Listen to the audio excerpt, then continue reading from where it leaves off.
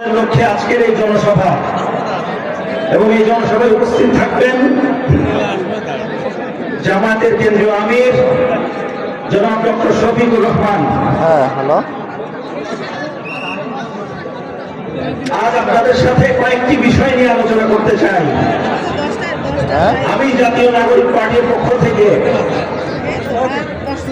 গণভোটের অ্যাম্বাসেডর হিসাবে আপনাদের সাথে তিনটি বিষয় নিয়ে আজকে কথা বলতে চাই। কে বলছে?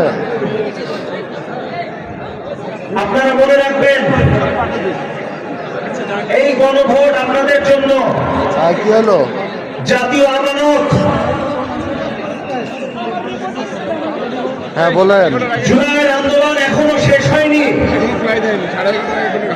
জুলাইয়ের আন্দোলনের কন্টিনিউয়েশন এখনো চলছে এবং এই জুলাইয়ের আন্দোলন আমাদের শত শত ভাইয়ের রক্ত তখনই পূর্ণতা পাবে যখন এই দেশ থেকে চিরতরে ফ্যাসিবাদকে আমরা নির্মূল করতে পারবো।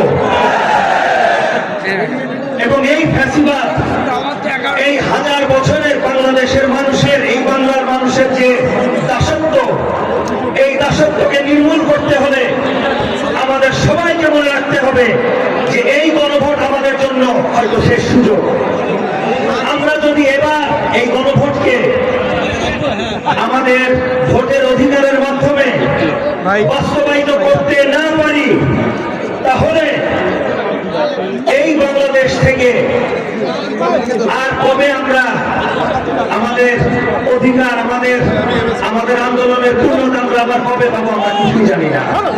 সুতরাং আপনাদের সবার উদ্দেশ্যে বাংলাদেশ নাগরিক পার্টির পক্ষ থেকে আমি এটুকুই বলতে চাই, আপনারা আপনাদের ভোটাধিকার প্রয়োগ করে গণভোটে হ্যাঁ পক্ষে আপনারা হ্যাঁকে জয়যুক্ত করবেন।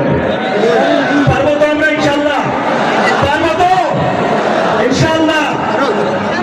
দ্বিতীয় যে বিষয়টি বলতে চাই, একটি মহল আমাদের প্রিয় আমির হামজা ভাইয়ের সম্পর্কে নানান রকমের তথ্য সন্ত্রাস এদিকে সেদিকে চালাচ্ছে। কোন মানুষ সমালোচনার ঊর্ধ্বে না, এটা আপনারা মনে রাখবেন। প্রত্যেকটি মানুষের সমালোচনা রয়েছে। এই সমালোচনার ঊর্ধ্বে যেহেতু কোনো মানুষ নয়, মানুষের গুণ নিয়ে আমাদের আমির হামজা ভাইয়ের সম্পর্কে যে তথ্য সন্ত্রাস চালানো হচ্ছে, তার এগেইনস্টে যে কথা বলা হচ্ছে সব জায়গাতে, তার যত রকমের ছোট ছোট গুণ সবগুলোকে বাড়া করে তুলে নিয়ে লোকের সামনে উপস্থাপন করা, এটা আমরা মানব না।